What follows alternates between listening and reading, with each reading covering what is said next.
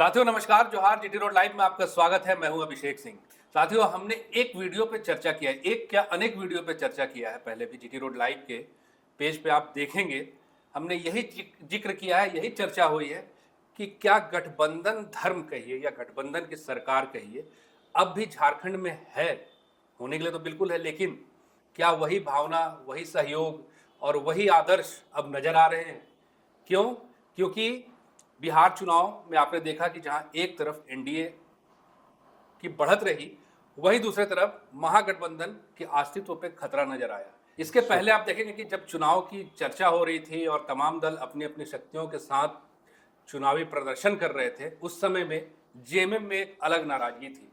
JMM को पूरा विश्वास था कि बड़े भाई की भूमिका में जहां वहां राजद है, उससे इन्हें कम से कम 10 से 12 सीटें तो मिलेंगी ही। और साथ ही साथ जिस तरह से गठबंधन धर्म का पालन झारखंड में हो रहा है, जहां पे आप देखेंगे कि जेएमएम के साथ साथ में कांग्रेस के काफ़ी मंत्री हैं और राजद से भी मंत्री हैं, लेकिन इन्होंने वहां पे वो धर्म नहीं निभाया, ना इन्होंने दबाव बनाया। इसको लेकर के हमने काफ़ी वीडियो भी किया, काफ़ी चर्चा भी किया।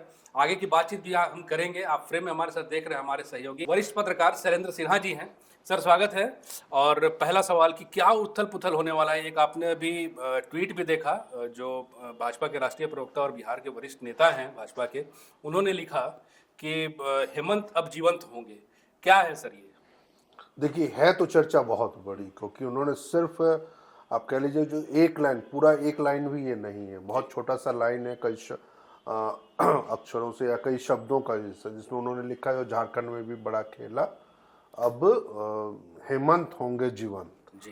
तो निश्चित रूप से इससे कोई स्पष्ट संकेत तो नहीं मिला जो झारखंड में क्या बड़ा खेला होने वाला है और क्या कुछ इसका परिणाम झारखंड में देखने को मिलेगा। दरअसल यह इसलिए कयास लग रहे हैं इसको लेकर के, इनके इस बयान को लेकर के, क्योंकि पहले जैसा आपने भी बताया, जो जेएमएम के नेता, चाहे वो सुप्रियो भट्टाचार्य हो, चाहे वो सुदीव्य कुमार हो, उन्होंने चुनाव के दौरान ही ये बातें कही थी जो हम गठबंधन धन की समीक्षा करेंगे। बिहार में तो उन्होंने गठबंधन से अलग होने की तक की भी बात कह दी थी, लेकिन बावजूद इसके चुनाव के दौरान भी घाटशिला में जिस तरह से जेएमएम हो के अलावा कांग्रेस हो चाहे राजद हो, उनके नेता वहां नजर आए। जो राजद के पूर्व मंत्री रह चुके हैं सत्यानंद भोक्ता, वो लगातार घाटशिला में कैंप करते हुए नजर आए, उनके पक्ष में चुनाव प्रचार करते नजर आए।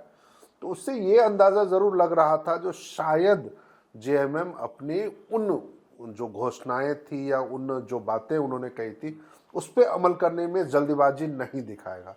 लेकिन अब जब बिहार में आप देख रहे हैं जो कितना बड़ा चुनाव परिणाम एनडीए के पक्ष में जा चुका है, आरजेडी और कांग्रेस इंडिया गठबंधन के लिए वो बहुत मुश्किल वक्त है। ये तो बात की बात हुई सर। एक बात पूछना उसके चाहूंगा नजरिए से कि ये नाराजगी तो काफी शुरू से थी। आप देखिए ना, जब इन्हें सीट नहीं मिली, जब सीटों का बंटवारा तय हुआ वहां पे महागठबंधन में, उसके तुरंत बाद ही सोनू ने एक प्रेस कॉन्फ्रेंस करके उन्होंने बातें कही थी। बिल्कुल, सुप्रियो भट्टाचार्य भी काफी नाराज नजर आ रहे थे।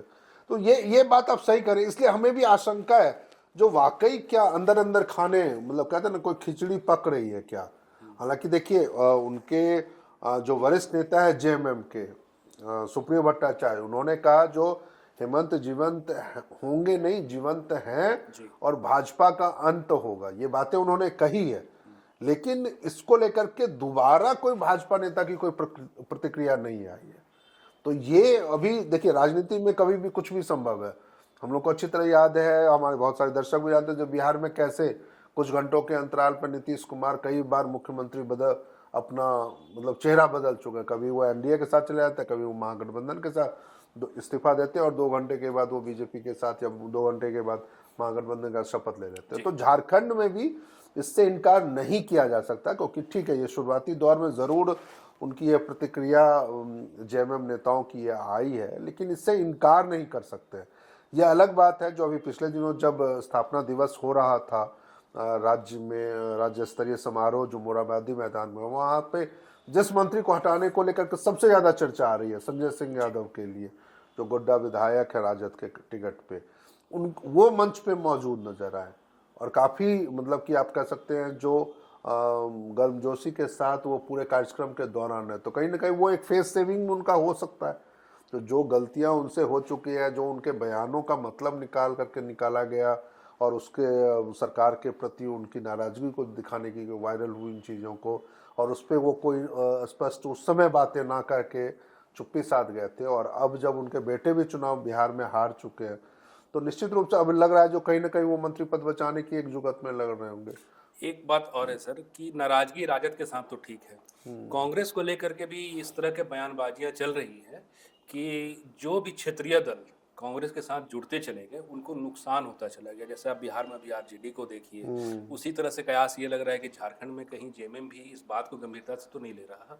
हो सकता, ले सकता है, क्योंकि देखिए बिहार में यदि जेएमएम चुनाव नहीं लड़ रहा या नहीं लड़ पाया तो उसकी रिस्पॉन्सिबिलिटी केवल राजद की नहीं थी, वो बड़े भाई की भूमिका में था जी। जरूर, लेकिन बहुत मतलब कि बहुत ज्यादा बड़े भाई नहीं, लेकिन उससे छोटे भाई के रूप में कम से कम जेएमएम के नजरिए से यदि आप कहा जाए तो कांग्रेस की भी भूमिका थी उसमें। यदि उनकी सहमति नहीं होती तो कांग्रेस को पहल ये करनी चाहिए थी जो वो अपने कोटे से 2 सीटें दे देते इनको, कम से कम झारखंड में जो दोनों दलों का गठबंधन है वो मजबूत बना रहता है, एक वो मौका भी मिलता उनको। तो कांग्रेस बना सकती थी ना, जैसे हनुमान कहते हैं अपने आप को इरफान अंसारी, हाँ सही कह रहे हैं। एक दबाव तो वो गए भी थे चुनाव प्रचार में या बिहार में काफी एक्टिव भी रहे थे, तो इनकी ओर से भी दबाव नहीं बनाया, नहीं बना, यही कह रहे हैं जो सिर्फ आरजेडी ही नहीं चुका है बिहार चुनाव को लेकर के जेएमएम के नजरिए से, कांग्रेस भी चुकी है। यदि कांग्रेस आज देख लीजिए जो वहां सिर्फ 6 सीटों पे वो जीत पाई, यदि आज वो 2 सीटें इनको दे देती, 60 सीटों पे वो लोग चुनाव लड़े, कुछ एक सीटों पे फ्रेंडली फाइट था, लेकिन यदि वो 1-2 सीटें इनके पक्ष में दे भी देते राजद से बात करते हुए, तो कम से कम आज जो गठबंधन को लेकर के ये चर्चा कवायद उठ रही है वो नहीं उठती। कम से कम आज जो कांग्रेस के ऊपर ये आरोप लग रहे हैं, या हकीकत से आप कह सकते हैं जो लोगों को रूबरू कराया जाता है उनके सहयोगी दलों को, जो जिसने भी कांग्रेस का दामन थामा वो आ जाए, तो कम से कम उन चीजों का तो सामना कांग्रेस को नहीं करना पड़ता ना।